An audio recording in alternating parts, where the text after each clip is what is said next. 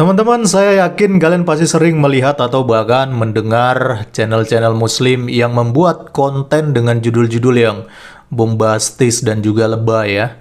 Misalnya nih, ada yang menulis tsunami mualaf di Eropa, tsunami mualaf di dunia, tsunami mualaf di Indonesia, dan lain sebagainya. Padahal ya teman-teman, menurut beberapa jurnalis di Indonesia, jumlah muslim di Indonesia itu malahan menurun loh dan terus mengalami penurunan. Bahkan ada juga sebuah jurnalis yang berani menuliskan bahwa di Indonesia ke depannya itu bisa diprediksi tak lagi menjadi negara muslim terbesar di dunia. Wow, jadi di mana dong kalau begitu letak tsunami mualafnya?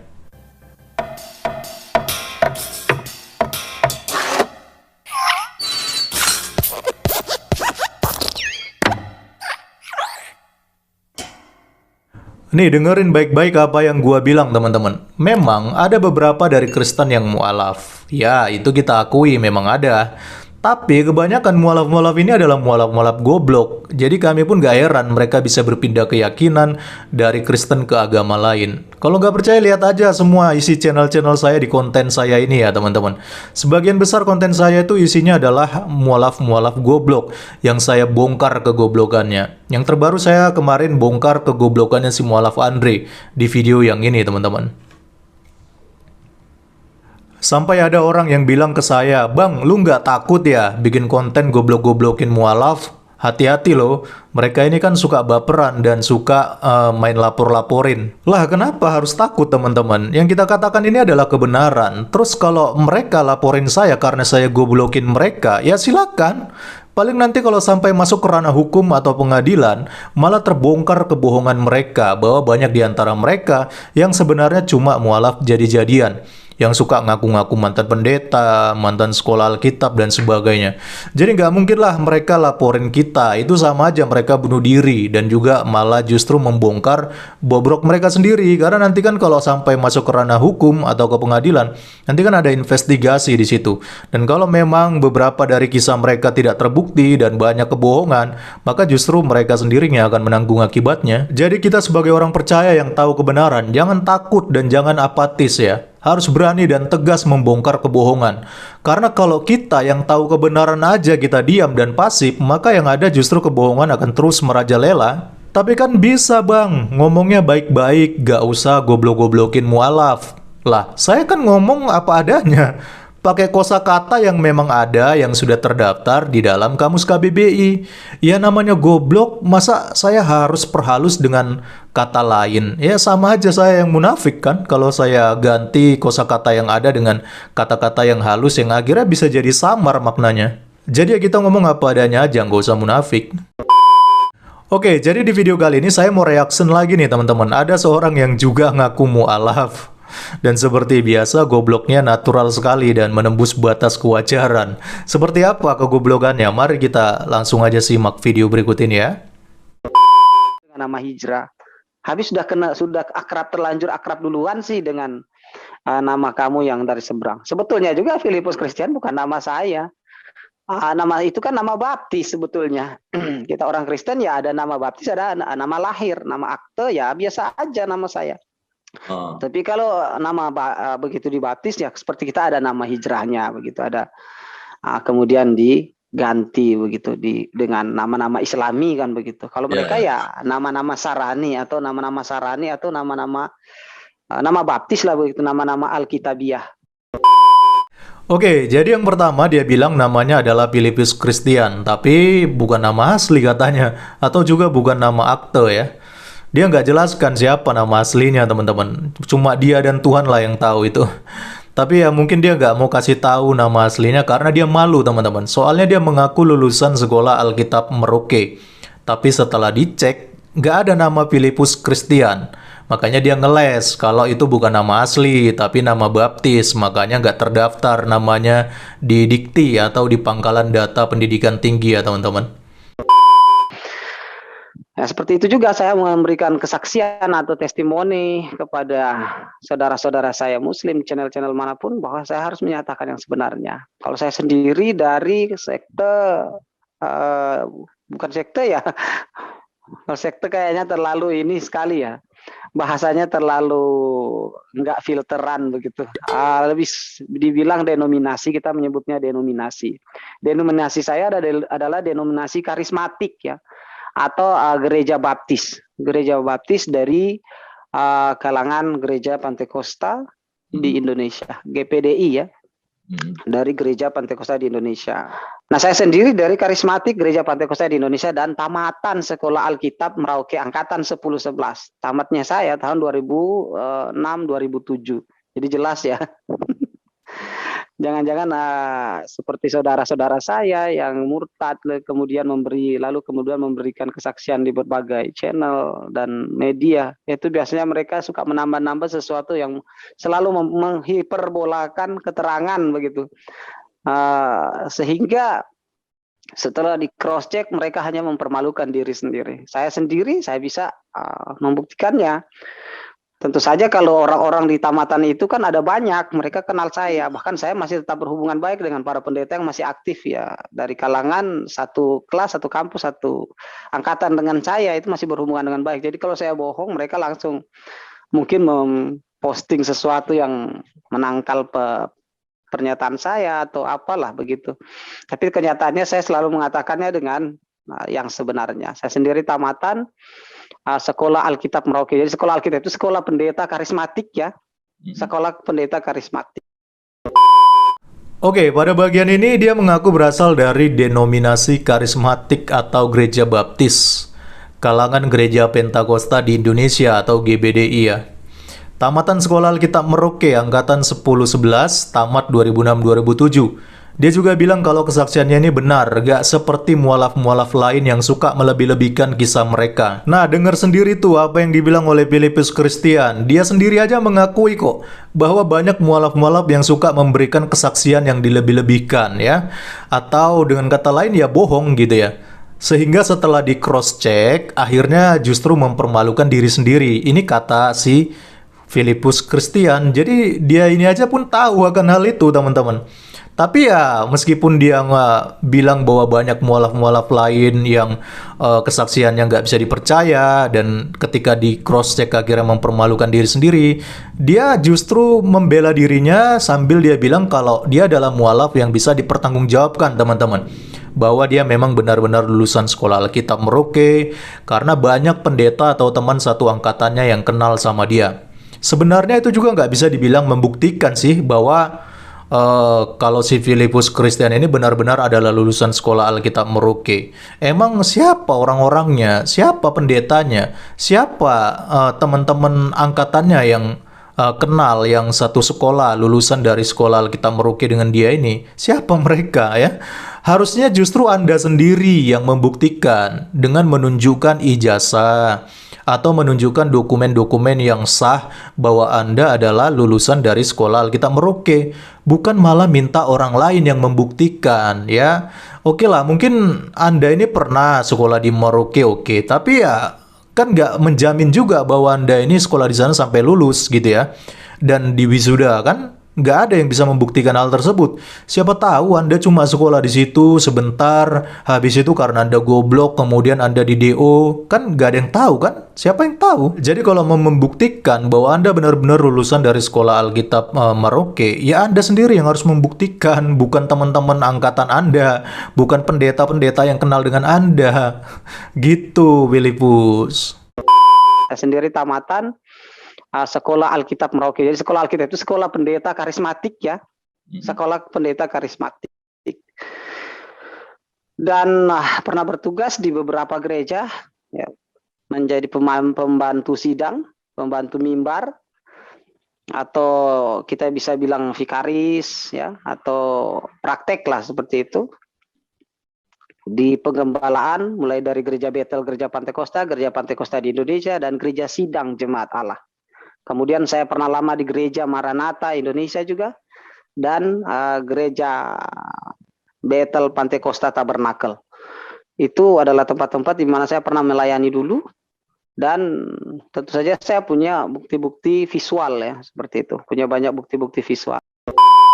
Oke, pada bagian ini dia bilang telah bertugas di beberapa gereja menjadi pembantu sidang atau vikaris katanya, praktek. Bos, vikaris itu bukan praktek, bos. Itu beda ya. Jadi jangan goblok lah. Nggak bisa membedakan kedua hal ini ya. Dia juga mengaku sudah melayani di berbagai gereja. Ya, ada gereja Bethel Pantekosta, gereja Pantekosta di Indonesia, gereja Sidang Jemaat Allah, kemudian juga gereja Maranatha Indonesia, dan gereja Bethel Pantekosta Tabernakel. Hebat juga sih mualaf ini ya. Umurnya belum seberapa ya, wajahnya kalau kita perhatikan masih muda juga ya. Tapi sudah banyak melayani di berbagai gereja ya, bahkan gerejanya beda-beda lagi. Mungkin dia sebulan di gereja yang ini, kemudian sebulan lagi di gereja yang ini, sebulan lagi di gereja yang ini. Makanya banyak gerejanya teman-teman. Dan yang konyolnya lagi, dia juga menyebutkan nama gereja Bethel Pantekosta Tabernakel. Ini gereja apa ini? Ya, saya baru dengar ada nama gereja seperti ini teman-teman. Gereja Bethel Pantekosta Tabernakel. Karena yang saya tahu itu adalah gereja Pantekosta Tabernakel. Ya, itu ada. Atau juga gereja Bethel Tabernakel itu juga ada teman-teman. Tapi kalau digabung, namanya digabung ya, gereja Bethel Pantekosta Tabernakel, saya belum pernah dengar sih teman-teman, ada nama gereja Bethel Pantekosta Tabernakel. Tolong dikoreksi ya, kalau teman-teman ada yang tahu nama gereja Bethel Pantekosta Tabernakel, kasih tahu saya teman-teman. Jangan sampai saya yang belum dengar kan. Karena memang saya cek juga di Google, saya cek juga di sinodenya dan sebagainya, nggak ada nama gereja Bethel Pantekosta Tabernakel ya. Ya, mungkin gereja itu bisa jadi cuma ada di hayalannya si Filipus Christian ini, teman-teman. Sewaktu dia lagi berhalusinasi di dalam sebuah gua mungkin ya. Ya, kita nggak tahu, teman-teman. Lalu dia juga bilang dia punya bukti visual, tapi entah mana bukti visualnya, nggak ada ditunjukkan di dalam video ini, teman-teman. Memang sih saya pernah lihat fotonya dia di channelnya ya, teman-teman.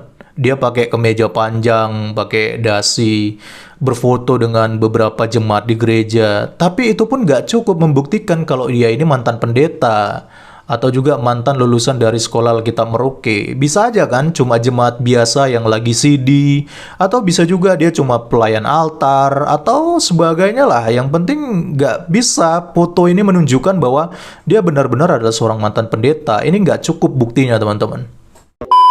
Anda sekolah itu berapa tahun? Sekolah saya kan sekolahnya bukan sekolah akademikal ya, bukan akademik begitu ya, bukan seperti apa ya, bukan seperti Formal, bukan sekolah formal ya? ya, bukan formal. Kalau orang Islam bilang salafiyah kan, pondok salafiyah begitu. Berarti maksudnya yang dulu-dulu banget begitu, yang mengikuti dulu-dulu, nggak ikut formal, nggak harus setara dengan SMP, SMA, SMU atau kuliah, tidak seperti begitu, tidak formal ya begitu. Sehingga orang yang sekolah di sekolah kami, tapi memang tamatnya adalah pendeta ya. Bagian ini dia bilang, bukan sekolah akademikal atau sekolah formal, tapi bisa jadi pendeta, teman-teman. Luar biasa ya. Enak juga ya, nggak perlu capek-capek kuliah panjang-panjang sampai 5 tahun seperti saya ya, demi mengejar gelar S1 gitu ya, sarjana teologi ya. Dia yang katanya nggak sekolah formal, bukan sekolah akademikal, tapi bisa jadi pendeta. Ini fix sih, namanya sekolah abal-abal kalau memang ada sekolah seperti ini. Teman-teman jangan salah ya, nggak semua sekolah-sekolah Alkitab itu terakreditasi loh ya. Banyak juga sekolah-sekolah Alkitab yang abal-abal, yang sekolah cuma 2 tahun, 3 tahun, tapi begitu keluar bisa jadi pendeta. Makanya banyak pendeta yang pengajarannya aneh-aneh. Ya kenapa? Karena sekolahnya sekolah abal-abal gitu. Dan memang nggak ditekankan tentang pelajaran-pelajaran Alkitabiah yang sehat di dalam sekolah tersebut. Makanya sekolah-sekolah seperti ini harusnya diberantas saja, ditutup aja. Supaya jangan menciptakan atau melahirkan pendeta-pendeta yang pengajarannya aneh-aneh dan bisa menyesatkan umat, teman-teman. Mereka bilang, loh sekolah 2 tahun mana bisa jadi pendeta? Loh, setiap gereja kan punya peraturan denominasi sendiri, punya anggaran dasar sendiri, punya peraturan sinode sendiri. Kok kamu dari sinode lain sok tahu dengan sinode saya kan begitu. Kalau di sinode Calvinis misalnya kan, kalau saya dari karismatik. Kalau Calvinis itu memang harus ijazah SMA, dan kuliah seperti mana kuliah pada umumnya, 3 tahun lebih lah, ya kan? Berapa SKS dipecahkan, terus sampai wisuda lah, kan begitu gelarnya sarjana. Kalau di kami ada dua, ada yang gelar sarjana, ada yang gembala, ya, ada yang kalau kita bilang kalau mungkin dalam Islam imam aja ya, dia bagian pengembalaan. Jadi dia akan pegang jemaat. Dia nggak boleh jadi guru. Dia nggak boleh jadi guru teolog di sekolah tinggi teolog. Dia nggak boleh jadi guru karena ijazahnya adalah ijazah pengembalaan. Seperti saya ijazahnya pengembalaan. Tamatan jurusannya adalah jurusan pengembalaan ya. Homiletik ya. Homiletik dan pedagogi ya. Homiletik dan pedagogi itu jurusan kita, jurusan pengembalaan dan jurusan pengajaran. Pengajaran ya, bukan pendidikan, beda lagi ya, pengajaran dan pendidikan. Doktrinisasi. Nah, yang ini lebih ngawur lagi, teman-teman. Dia sempat menyinggung tentang sebuah sinode ya. Dia bilang sinode Calvinis. Filipus, gak ada itu namanya sinode Calvinis tuh nggak ada. Karena sinode itu kan berkaitan dengan lembaga yang menaungi gereja kan, denominasi tertentu dan sebagainya. Kalau nama sinode Calvinis tuh nggak ada. Tapi kalau akademi atau sekolah tinggi Alkitab yang yang alirannya Calvinis itu baru ada ya.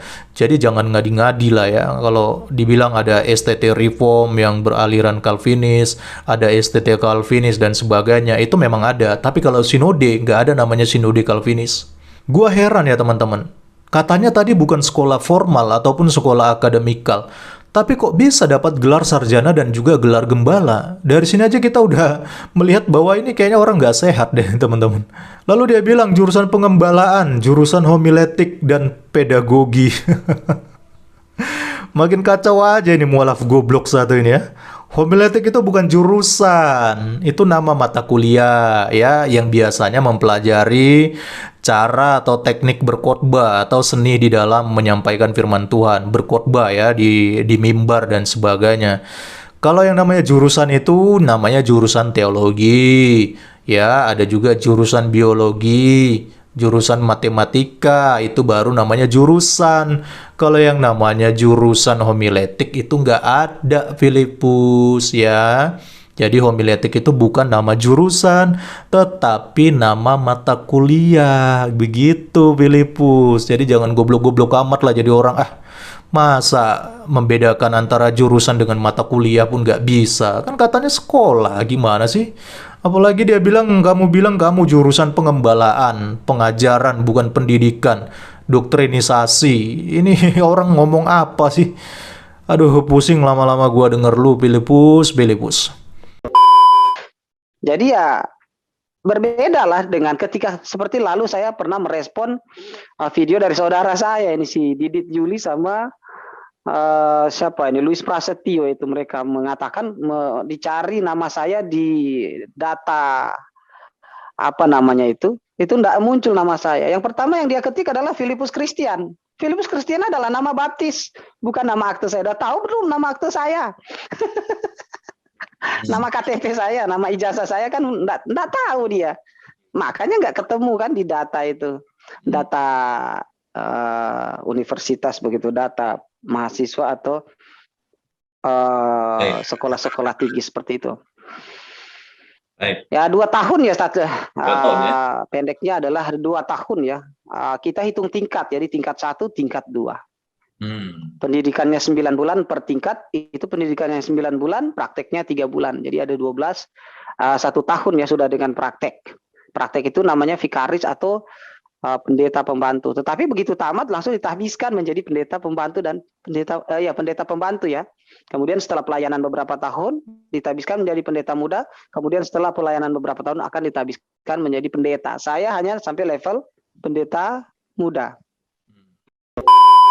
Oke, jadi bagian ini Filipus sempat bingung ya. Dia mau sebut dikti tapi dia nggak tahu, teman-teman. Ya, waktu dia sebut tadi ada Didit Yuli dan Luis Prasetyo yang cek namanya dia di dikti tapi nggak ada ya, di pangkalan data pendidikan tinggi tapi namanya nggak ada. Lalu kemudian dia ngeles kalau itu bukan nama aslinya, itu cuma nama baptis makanya nggak terdaftar ya. Ya harusnya kamu pun kalau misalnya kamu memang orang berpendidikan, harusnya kamu tahu lah nggak, menyebutkan kata dikti itu bukan sebuah kata yang asing gitu ya. Ini kamu mau sebut dikti aja kamu bingung.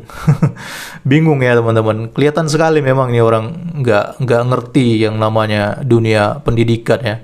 Apalagi dia ngeles lagi bilang di situ nggak ada nama saya karena nama saya bukan Filipus Christian ya.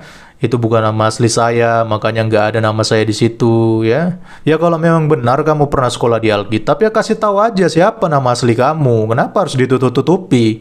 Kenapa harus disembunyikan gitu loh? Supaya kita bisa cross check. Memang benar nggak ada nama aslimu di dalam dikti? Memang benar nggak namamu terdaftar di sekolah Alkitab Merauke? Kalau kamu nggak mau sebutkan namamu kan kelihatan sama aja kamu berarti menyembunyikan sesuatu. Kamu nggak jujur Filipus ya. Jadi kelihatan kamu ini takut sebenarnya kebongkar semua kebohonganmu ya. Jadi ya oke lah, cukup sekian dulu lah teman-teman. Jujur saya kalau melihat mualaf-mualaf yang goblok seperti ini ya, saya jadi maklum teman-teman. Karena memang di Alkitab sendiri dijelaskan ada ayatnya yang mengatakan begini, yaitu dari 2 Timotius pasal 4 ayat 3 sampai 4. Karena akan datang waktunya orang tidak dapat lagi menerima ajaran sehat, tetapi mereka akan mengumpulkan guru-guru menurut kehendaknya untuk memuaskan keinginan telinganya. Mereka akan memalingkan telinganya dari kebenaran dan membukanya bagi dongeng. Ya, jadi di Alkitab sendiri sudah dituliskan ya teman-teman, bahwa yang murtad dari Kristen itu adalah orang-orang yang menolak kebenaran dan lebih memilih untuk membuka dirinya terhadap ajaran-ajaran dongeng. Jadi ya samalah seperti si Filipus ini ya, yang dia berlagak seperti mantan pendeta, mantan lulusan sekolah Alkitab dan sebagainya. Tapi buktinya lemah sekali. Bahkan dia sendiri nggak berani mengucapkan siapa nama aslinya supaya bisa di cross check kebenarannya teman-teman. Oke lah teman-teman, itu aja yang bisa saya sampaikan di dalam video kali ini. Salam kritis, Tuhan Yesus memberkati. Shalom.